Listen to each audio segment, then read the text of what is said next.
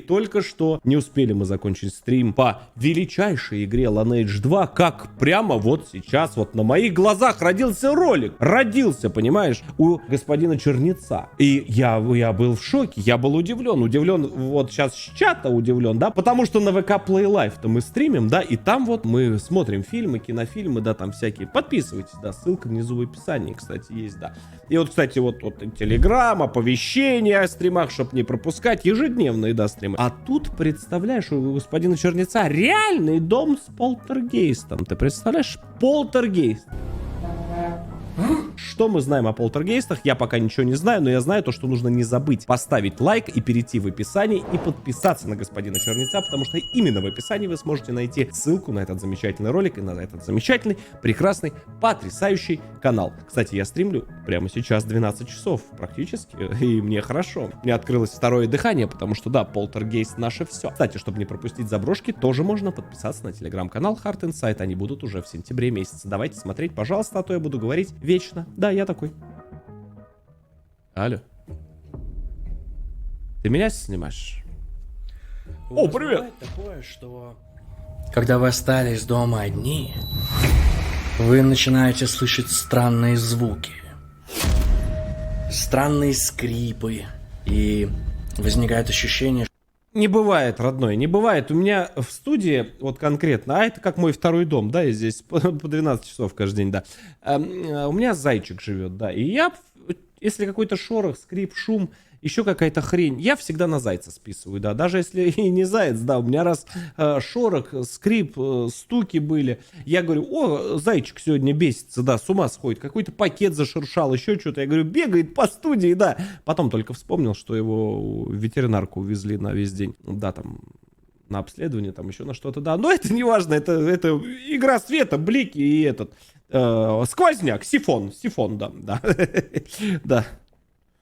Я осветил на всякий случай, да. Поехали дальше. что в коридоре кто-то стоит. Одни из самых страшных легенд по всему миру связывают с живущими в домах полтергейстами. Духи, барабашки, домовые. Мы все слышали кучу историй о том, как люди говорили, что видели у себя дома нечто. Нечто живущее здесь и прячущееся за мебелью. Но что если я скажу вам, что существуют истории, в которых это нечто удалось поймать? Чего? Это фотография 40-х годов. Здание в Денвере по Вест-Минкрофт. Подождите, это типа не байт название, реальный дом с полтергейстом? Что, серьезно? Плейс 3335. Этот дом местные жители считали проклятым. Здесь давно никто не живет, но все еще часто слышат странные звуки. Видят, как занавески иногда двигаются, а иногда замечают черный страшный силуэт в окнах. А главное, почему изначально этот дом посчитали проклятым. Его хозяин был жестоко убит. 3 в одном. В 41 году здесь было найдено тело пожилого мужчины. Смерть наступила в результате жестоких побоев, а убийца не оставил после себя никаких следов. Полиция не имела ни малейшего представления, как преступник проник в дом. Следов взлома на окнах и дверях они не обнаружили. Как будто кто-то или что-то находилось в доме изначально, а после преступления не покидал его. В криминальных репортажах того времени преступление получило название «Убийство в Денверском доме-призраке». Вокруг этого преступления кружились странные истории. Я один задумался, он еще существует или нет, этот дом? Как вы считаете? Как вы считаете, существует или нет? Я не знаю, существует или нет. Но мы очень часто с Сабиной, знаете, о чем думаем? Да, Сабинка, помощница, да, директор. Знаете, она мне что говорит? Она говорит, как ты думаешь, привидение есть, Алексей? Я говорю, Сабиночка, я не знаю, солнышко, есть привидение или нет, но я знаю, что кто-то постоянно, систематически под каждым нашим роликом оставляет ссылку. Я говорю, кто этот человек? Она говорит, это не я. Я говорю, ну там же ник Сабина и цифры, там 1, 2, 3, 4, 5, 6, 7. Она говорит, Алексей, у меня имя просто Сабина. То есть это как бы тоже аномалия. И мы пытаемся найти, мы пытаемся вычислить. Да. Понимаете, и вот в этом закрепе всегда и там какая-то ссылка якобы на какого-то понимаете ли, оранжевого партнера, который раздает фрибеты просто килотоннами, килограммами, понимаешь? Сыпятся они из всех щелей. И главное, я говорю, Сабина, она говорит, акция, акция, забегает в студию, я говорю, ты что, ты орешь, что происходит? Она говорит, фрибет светит всем. Я говорю, я тебя успокойся, пожалуйста, что такое? Она говорит, зайди, узнаешь. Да, так что переходите, да, в первый закрепленный комментарий, там все есть, а то она так и будет орать, шуметь. Страшно, очень страшно, ребят, правда, еще про полтергейст. Давайте смотреть дальше, ну а вы там, кто хочет, да, зайдете, поинтересуйтесь. Так, поехали дальше, спасибо за реги. Но правда оказалось еще интереснее. Гений. Опять гений.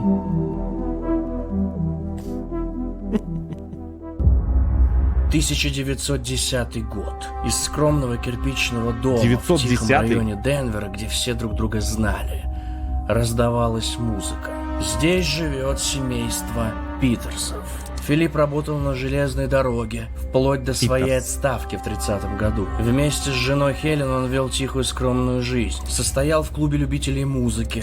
Иногда пара устраивала дома концерты, приглашая музыкантов. Юный Эдвард, за которым приглядывали старички, играл на мандолине. Это такая гитара. Спасибо за пояснение, только хотел задать тупой вопрос.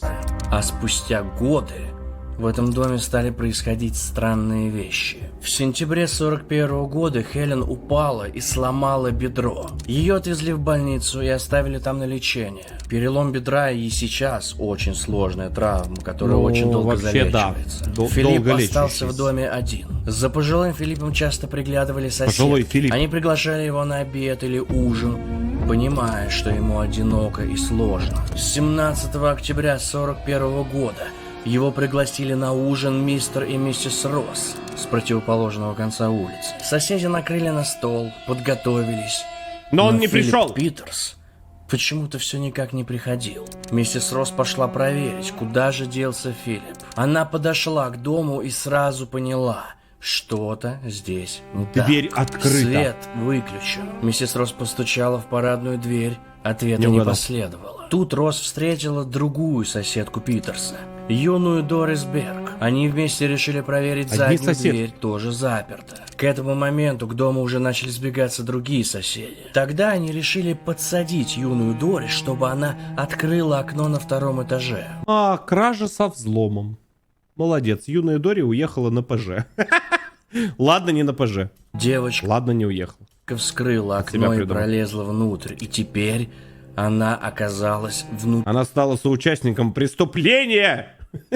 этого проклятого дома. Дорис начала звать Питерса, никто не отвечал.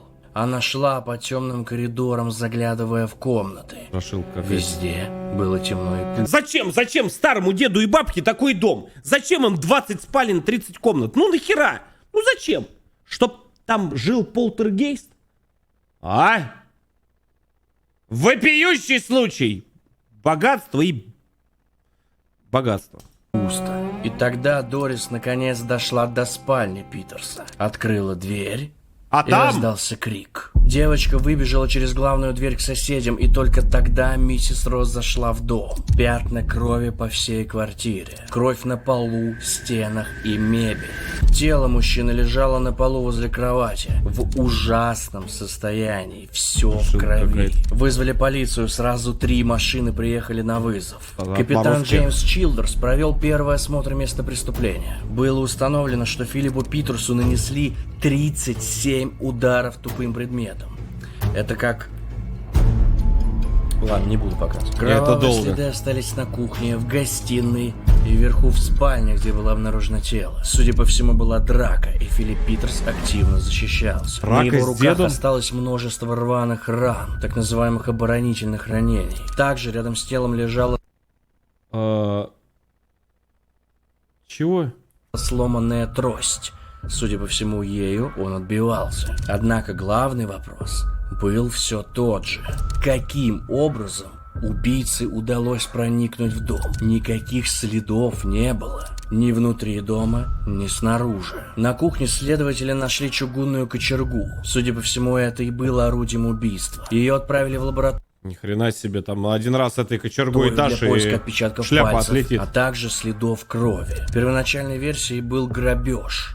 Однако она не подтвердилась. Детективы нашли в доме и деньги наличными, и ценные бумаги. Преступник не взял ничего. Полиция приступила к поискам подозреваемых. Спустя несколько дней Ни камер, шериф ничего не было. округа Как Уэйлд найдешь? Газ Андерсон задержал мужчину, на котором было добротно темно-синее пальто. Так себе основание, но 41 год. Шериф подумал, что пальто смотрится крайне неуместно в сравнении с остальной одеждой, а значит, серьезно? оно могло быть украдено. Но нет, мужчина доказал происхождение одежды. Затем внимание полицейских Прикинь, ты по улице идешь в пальто, тебе говорят. Какое подозрительное пальто. А оно здесь неуместно! Конечно, неуместно, когда на улице 32 градуса тепла. Какое пальто? Я придумал, конечно. привлек подозрительный мужчина, который ходил по району и предлагал жильцам купить какие-то мелочи. А главное, когда ему отказывали, он нередко впадал в ярость. Может, он пытался что-то продать Питерсу, а затем, когда старик отказал, тот его убил. Но эта версия тоже быстро отпала. Стало ясно, что это обычно бродяга, который пытается заработать деньги.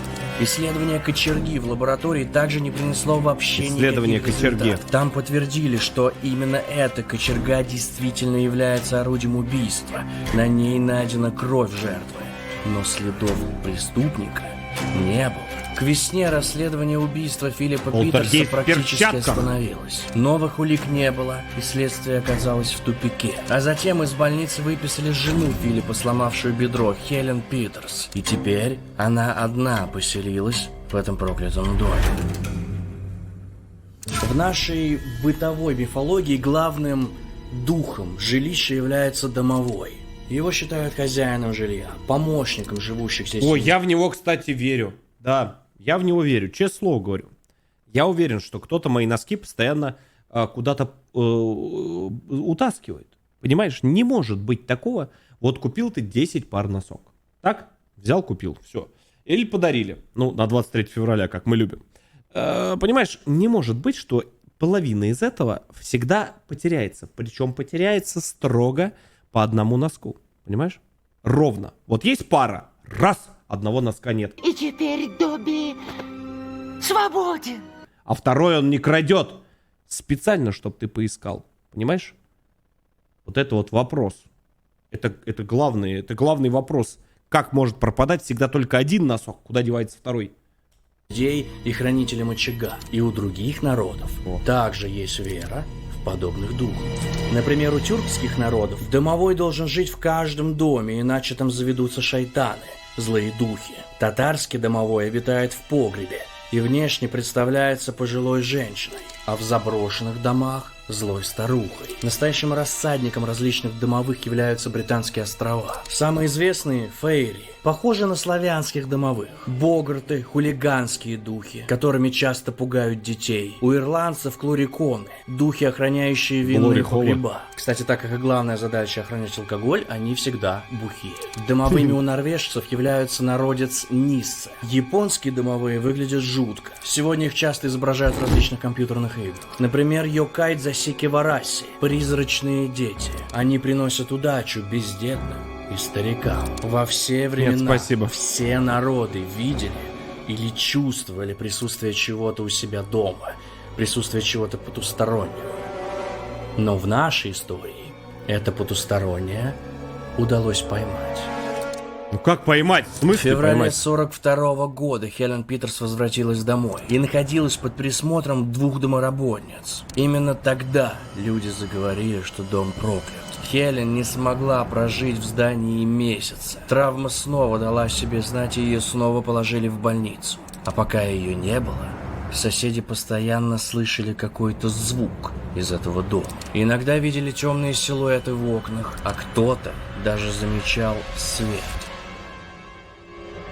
Дети начали пугать друг друга историями о душе Филиппа Питерса, которая осталась в этом доме. В апреле 42 года Хелен уже окончательно возвращается домой. Она все еще была больна. Миссис Эдит Кларк, жена бывшего шерифа Девера, помогала ей днем, а миссис Хетти Джонсон ночью.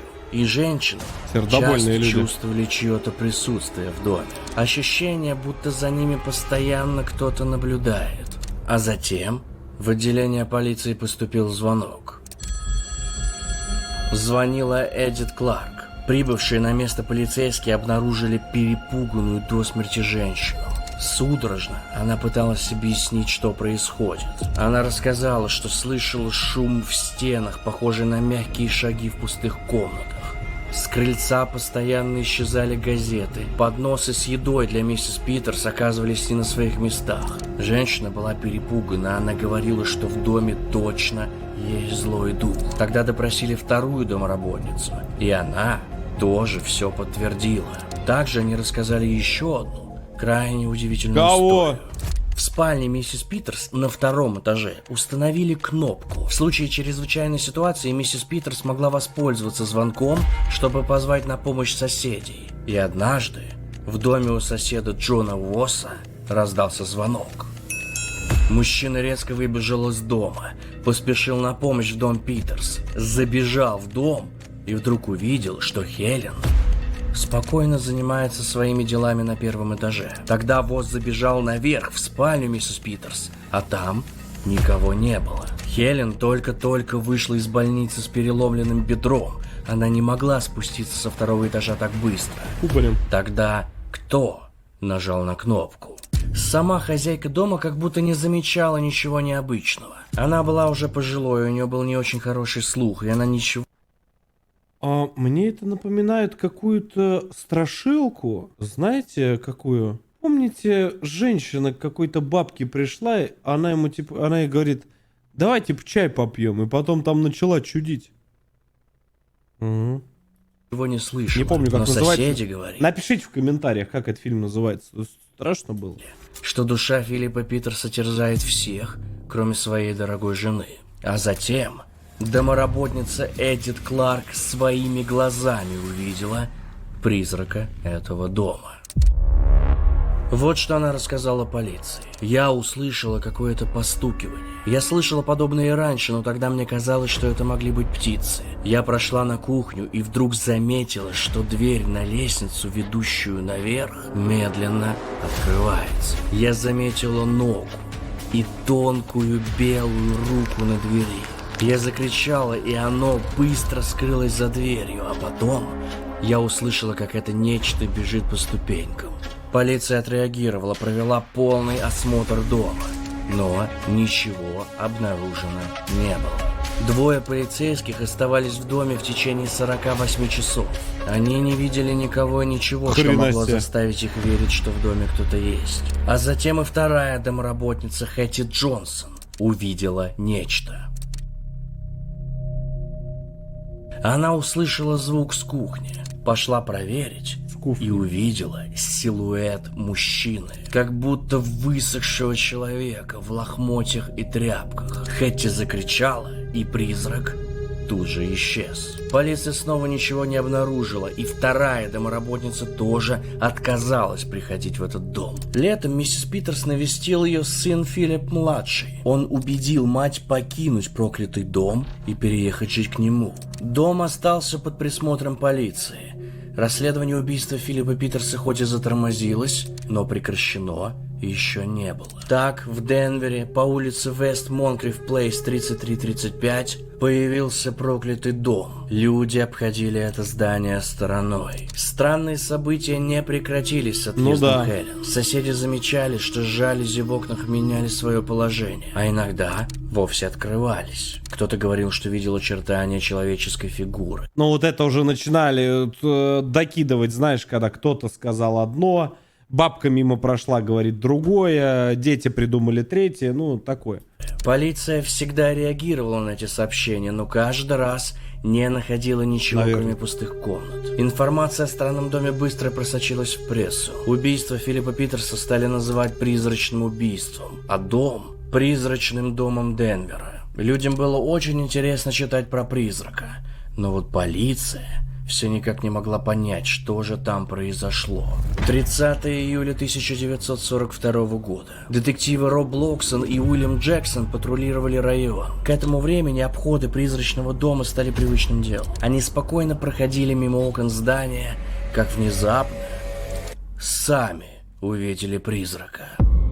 Чего? Черный силуэт человека в окне появился на мгновение и сразу исчез. Детективы забежали внутрь и услышали слабый шум, доносившийся сверху. Они сразу бросились наверх по лестнице.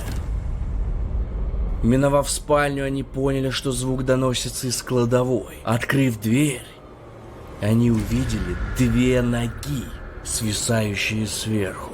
Прямо над шкафом находилась узкая щель, на которую раньше детективы не обращали внимания. Они просто не могли поверить, что в такое маленькое отверстие мог пролезть человек. Детективы хватают призрака за ноги и стаскивают вниз. Перед ними мужчина отвратительного вида.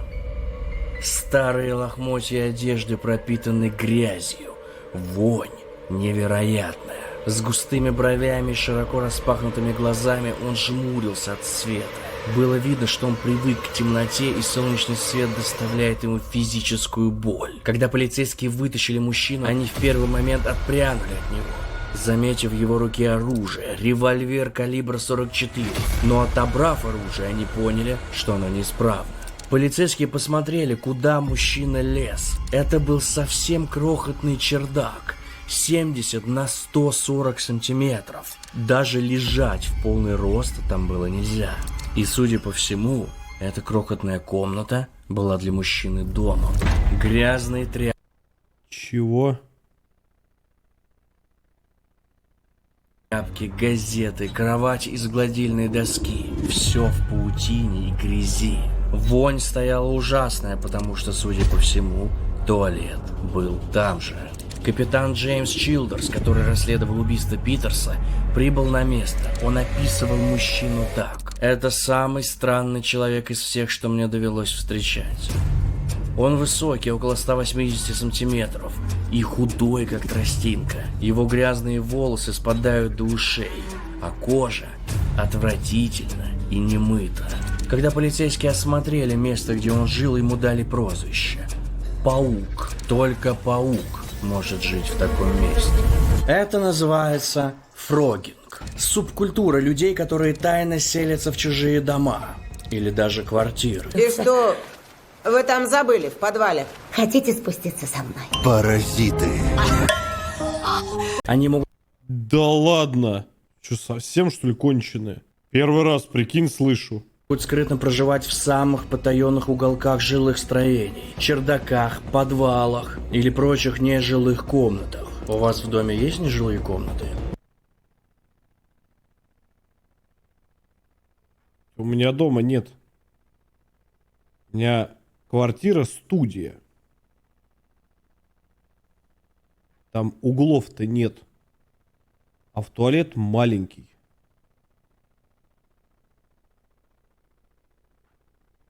Да. В шкафу он жить не будет? Наверное. Проверьте. Они чаще всего выбирают большие или многоэтажные строения. Там легче найти тихий уголок. Как только хозяева дома покидают жилище, фрогеры выходят на волю. Моются, готовят еду, спят в ваших кроватях, смотрят телевизор, а к приезду хозяев снова скрываются во тьме. А главное, фрогинг с каждым годом становится все популярнее. Смотрели фильм «Паразиты»? Посмотрите, клевый. Удивительный случай произошел в Вирджинии. Там фрогер прожил в доме более 2 лет. А еще Да он как так это привязался возможно? к хозяевам дома, Как что это когда возможно? глава семейства умер, тот пришел к нему на похороны. Дальше еще комичнее. На похоронах он не выдержал, заплакал и признался во всем семье. Его посадили в тюрьму. Сегодня в мире фрогеры создают целые сообщества или профсоюзы. Более того, они становятся популярны и ведут стримы из чужих домов. Скажите, когда вы последний раз осматривали свою квартиру? Самое время проверить. Итак, кто же он такой, Денверский паук?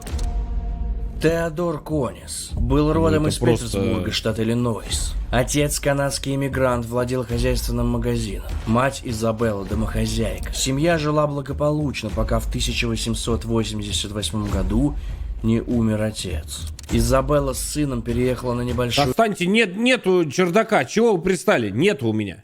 ферму в Висконсине. Там Теодор заболел туберкулезом. Мальчик был очень слаб. Мать отдала его в музыкальную школу, там он научился играть на мандолине. Это такая гитара.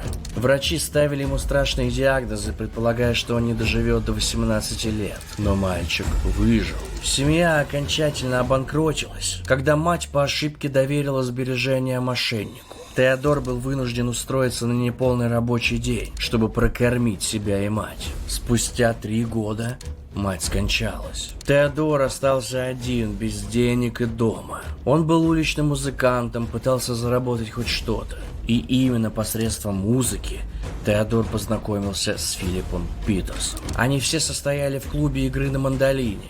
Это такая гитара. Они знали, в какой ситуации оказался мальчик, и пытались помочь им. Иногда приглашали в свой дом на ужин. Теодор уехал из города на долгие 30 лет. 30 лет он работал то там, то тут, в разных городах, искал себя, но в конечном счете полностью обнищал. Спустя 30 лет он вернулся в родной Денвер и сразу пошел к старым друзьям Филиппу и Хелен Питерс. В сентябре 41 года Теодору, которому в то время уже исполнилось 59 лет, подошел к дому 3335 по Вест Монкриф Плейс. Он наблюдал, как мужчина покидал свой дом, чтобы навестить это жену в охренеть больнице. просто. Теодор не стал ждать возвращения Филиппа домой. Вместо этого он решает пробраться в пустое здание. Оказавшись на кухне, Теодор нашел еду и поел. Потом он решил осмотреться. Обыскивая дом, он нашел узкий проход в задней стенке кладовки, через который можно было попасть на чердак. Теодор пролез на чердак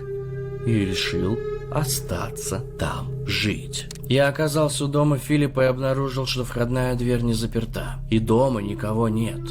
Я вошел и немного поел. Я чувствовал себя ужасно, мои легкие были простужены. Я буквально был уже при смерти. Приближалась осень, и я не мог провести еще одну зиму на улице. Мне нужно было найти крышу над головой. Я не знал, что миссис Питерс в больнице. Я нашел дверцу в шкафу, полез в нее и лег спать. Я спал сутки напролет.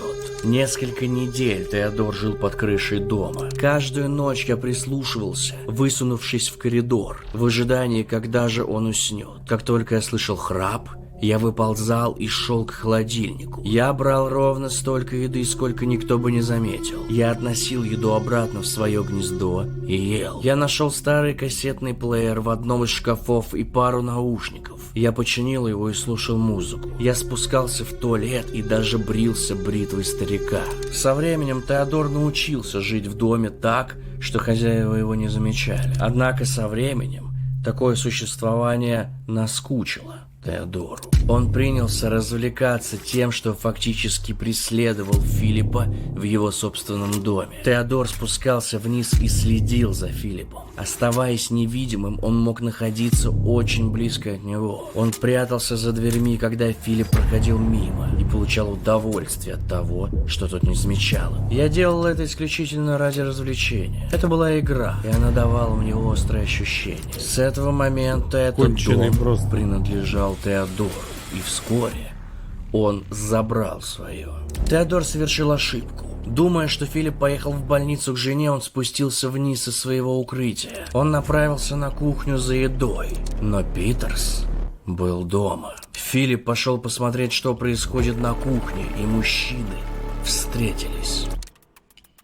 В тот момент Теодор подумал, что Филипп отберет у него его новый дом. Я думаю, что Питерс узнал меня. И через 30 лет, хотя я сильно изменился, я увидел старый револьвер, висевший на стене. Схватил его и ударил Питерса. Он упал, но встал и сказал, что собирается позвонить в полицию. Он пошел в комнату, где был телефон, и я снова ударил его рукояткой револьвера. Он сопротивлялся, мы дрались.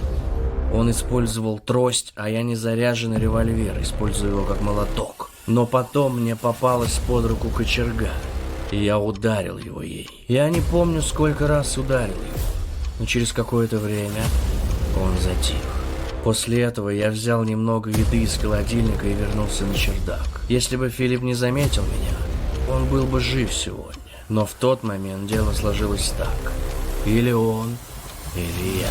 Теодор очистил Он остался в кочергу доме? и поставил ее на место. Вместо того, чтобы сбежать, он решил подняться обратно наверх в свое убежище. Все это время, когда дом заполонили полицейские, когда за домом следили, он слушал по радио истории о призраке этого дома и следил за расследованием против него самого. Он остался в доме после возвращения Хелен Питерс. Заметив, что она плохо слышит, его жизнь в чужом доме стала еще проще. Самые большие проблемы у него начались тогда, когда Хелен съехала. Дом остался без отопления, и он едва не замерз. Но все равно не покинул его. Так Теодор Конис стал призраком денверского дома Барабашка, с привидениями. блядь. Когда соседи или прохожие замечали движение в окнах или страшный черный силуэт, это был Теодор. Он прожил в доме 10 месяцев, в том числе со вдовой убитого ею человека. Позже в полиции он признался, что иногда он стоял над кроватью Хелен и смотрел, как она спит. За все те месяцы Теодор вышел из дома только один. Я даже останавливать видео, я даже не заметил, как я полвидео посмотрел, вообще слова не говоря. Ты представляешь, ты спишь, над тобой вот этот вот чувак стоит, и ты открываешь глаза в этот момент. Мне кажется, это инсульт жопы сразу, он мгновенный будет. Один раз он вышел на улицу, чтобы набрать ведро снега. И так получил воду. Это был кошмар. 10 месяцев ужасного адского кошмара. И теперь, когда все вышло наружу, я чувствую облегчение. Вы не можете жить как проклятое существо без мыслей и чувств, которые горят глубоко в вашей душе. Видите ли, я никогда раньше не совершал преступлений, но справедливость придет ко мне, как и должно быть. Теодор не признал себя виновным в убийстве первой степени. Вместе с адвокатом, назначенным судом, он отрицал, что убийство преднамеренно. Оно было случайно, по его мнению. Также он утверждал, что убийство было обусловлено его психологическим состоянием. Судебный процесс продлился 6 дней. И в Хэллоуин 1942 года Теодор Конис был признан виновным в совершении убийства второй степени. Судья приговорил его к пожизненному сроку. После оглашения приговора... А первое, наверное, сразу отлет, да, туда, к стене. Теодор Конис повернулся к залу и сказал: «Теперь я чувствую себя в безопасности. Дом у меня будет лучше, чем в последние годы». Человек-паук из Денвера скончался в тюремной больнице 16 мая 1967 года на 84-м году жизни. Да как это вообще возможно? Это как? Это вообще это... Он без медикаментов. Не жрал, не пил. Жил в холодном доме. Что вообще происходит? Это вообще это как? Вообще история жуткая. И сама мысль о том, что в вашем доме кто-то живет, кто-то ворует ваши вещи, даже не это главное, кто-то наблюдает за вами, пока вы спите, очень пугает. Но на самом деле эта история не то чтобы редкость. В 2008 году неназванный 57-летний японец сначала начал слышать странные звуки в доме, потом замечать, что вещи лежат как-то по-другому. Первая мысль была про призраков, но потом он заметил, что начала пропадать еда. А зачем еда призракам? Он подумал, что это взломщики, и по всему дому развесил камеры наблюдения. А затем он посмотрел, что Это попало вообще на эти забейте. камеры. Незнакомая женщина открывает его холодильник. Он сразу вызвал полицию, но полиция обнаружила, что все двери и окна заперты. Значит, грабители еще дома. И тогда на антресоле над шкафом полицейские обнаружили 58-летнюю японку Танцука Харикава. Она прожила в этом доме год. Целый год она ютилась на антресоле. И более того, полицейские выяснили, что до того, как она поселилась в этот дом, Она жила чуть ли не в каждом здании на этой улице. 2012 год, Южная Каролина. Трейси и ее 5 детей живут вместе в одном доме. Все то же самое, она начала слышать странные звуки, но, проверив чердак, она ничего не обнаружила. А затем, ночью, прямо с потолка на нее обрушилась штукатурка. Она позвонила племяннику, который приехал и снова залез на чердак, пролез вдоль всего здания и в самом конце чердака, в углу, обнаружил спящего мужчину. Когда мужчина проснулся, он улыбнулся и убежал, но Трейси успела увидеть его лицо. Это ее бывший, с которым она встречалась 12 лет назад. Оказалось, что годом ранее она попросила ему помочь поменять дверь. Девчонки, это... Как у вас там с бывшим? Смотрите, а то, может быть, живет на чердаке, да? Подумайте. В здании. Двери он поменял, а еще оставил себе дубликаты ключей. А позже Трейси узнала, что за ее спальней можно было наблюдать через вентиляционное отверстие. Мужчина исчез, даже не забрав с чердака свои вещи. А это были фотографии, игрушки, кассеты и несколько емкостей с калом и мочой. Обязательно проверьте, где сейчас живут ваши бывшие. Мало ли. В 2016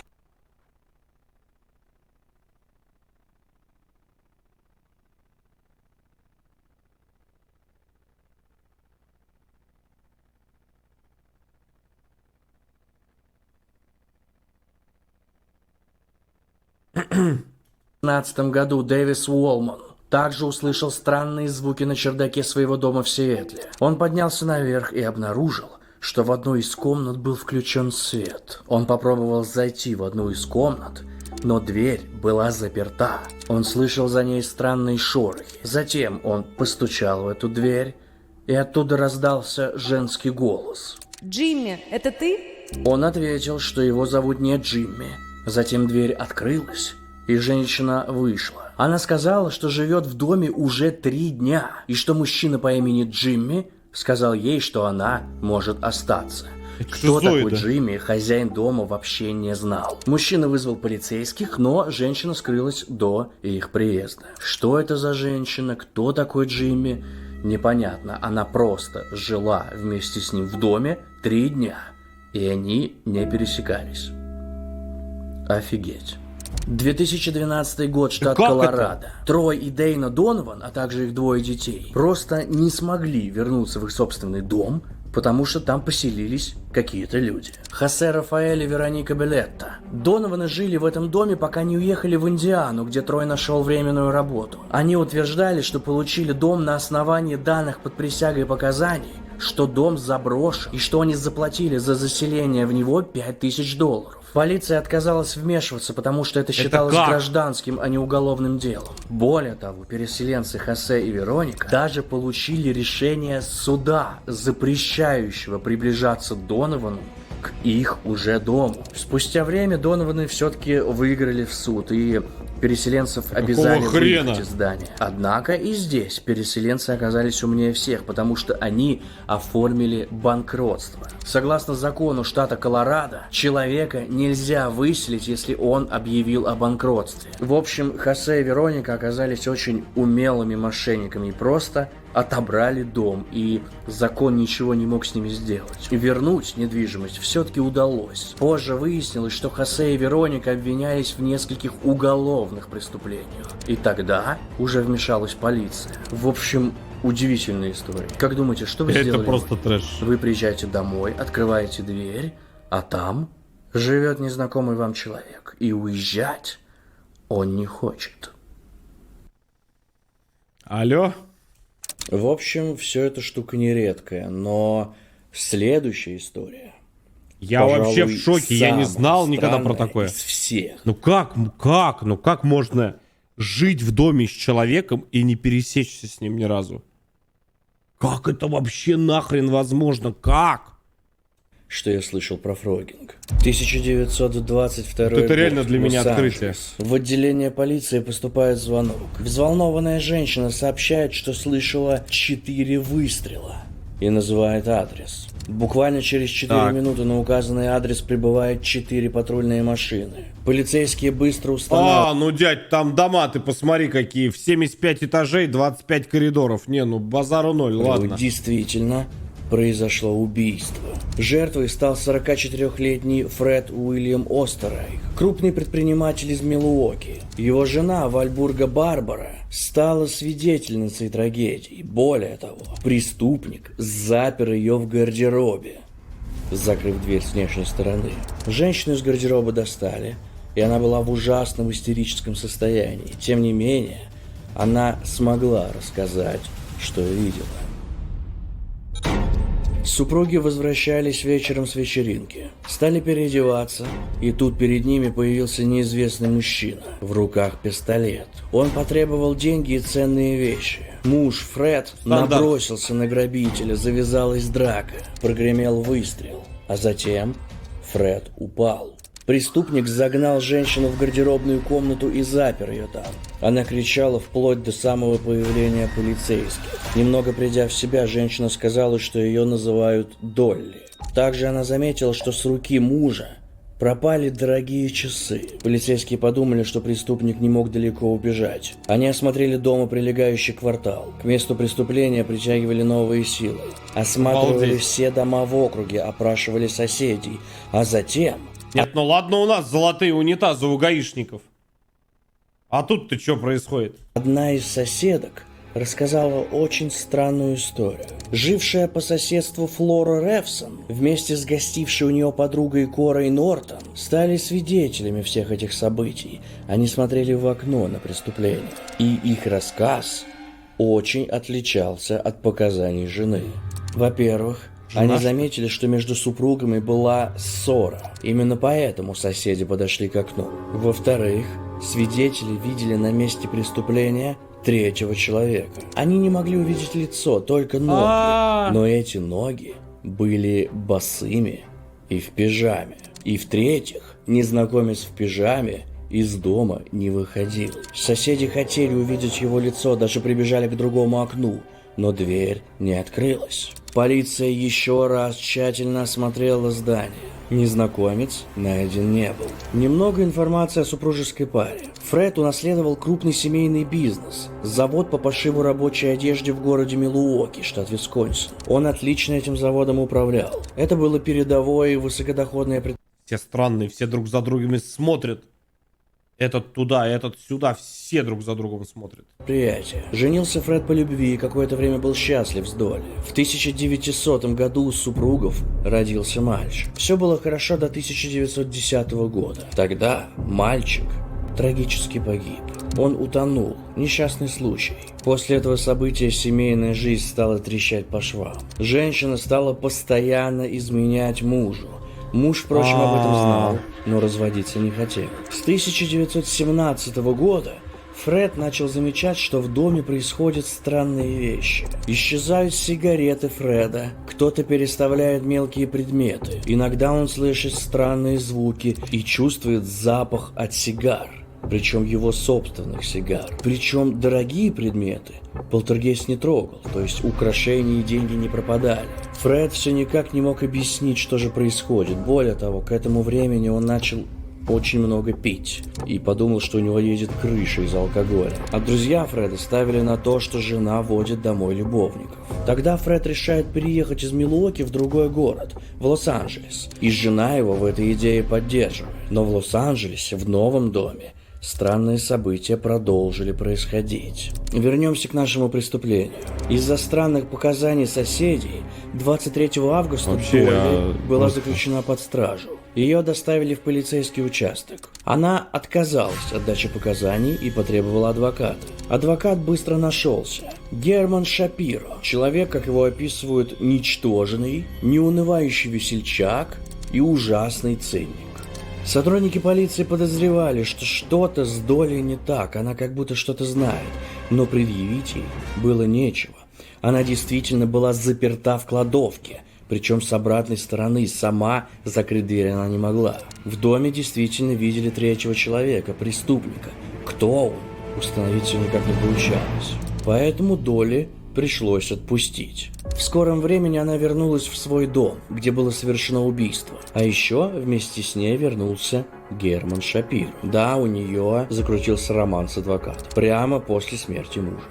Женщина и адвокат зажили прекрасной, богатой жизнью, потому что она стала наследницей огромного капитала мужа. И жила она классно до 1930 года, когда в полицию пришел Герман Шапиро, адвокат. Ну и любовник Долли. Он пришел в полицию рассказать об одной странной просьбе Долли. Разумеется, делал он это все тоже из-за ревности, потому что там, возможно, еще один любовник появился. В 22 году Долли попросила Шапиро об одной крайне необычной просьбе. Он должен был отправиться в дом и проверить живущего там человека. Она сказала, что это ее родственник. Он должен был накормить его и спросить, нужно ли ему что-то. Шапиро отправился в здание, и ему открыл мужчина 35 лет. Мужчина выглядел крайне взволнованно. Они разговорились, и незнакомец поведал ему историю убийства. Было найдено. В доме на чердаке действительно кто-то жил. И более того, Герман Шапиро назвал его имя. Его звали Отто Санхубер. Он работал слесарем на заводе Фреда. Однажды Фред отправил его домой, чтобы тот починил швейную машинку. Так Отто познакомился с его женой. Закрутился роман. Полиция нашла Отто... Ты, мать, у нее совсем городом, что ли, закрутился роман? Да что ж такое, а? Очень быстро. К этому времени он уже переехал жить в Канаду и там женился. К апрелю 30-го года история с любовником на чердаке стала известна журналистам и вызвала огромный фурор. Итак, Отто задержали, теперь пора выслушать и его версию. Познакомился с Долли он действительно так. Ремонт швейной машинки, роман. Любовники часто встречались в мотелях и гостиницах и однажды поняли, что это не совсем удобно. И более того, Фред подозревал, что жена ему изменяет. И тогда, говорит, Долли предложила любовнику оригинальный выход из ситуации. Она предложила ему переехать жить к ней в тайное помещение на чердаке. И он согласился. Мужчина жил в доме Фреда, а когда хозяин уезжал на работу, Отто покидал свое убежище, гулял по дому, курил сигареты Фреда, пил его виски. Он признался, что даже надевал его одежду. Затем муж начал жаловаться жене о призраке.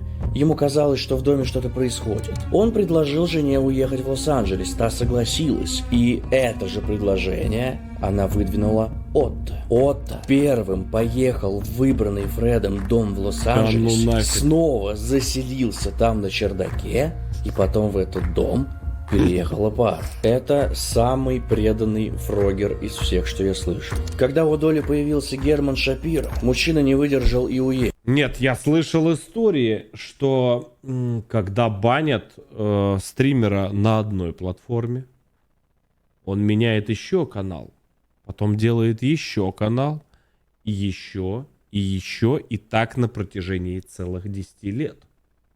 И вот эти вот преданные, они его находят. Понимаешь, они ходят за ним и ходят и ходят. Да, я слышал эту историю, но это кодовое название «Новосибирский феномен».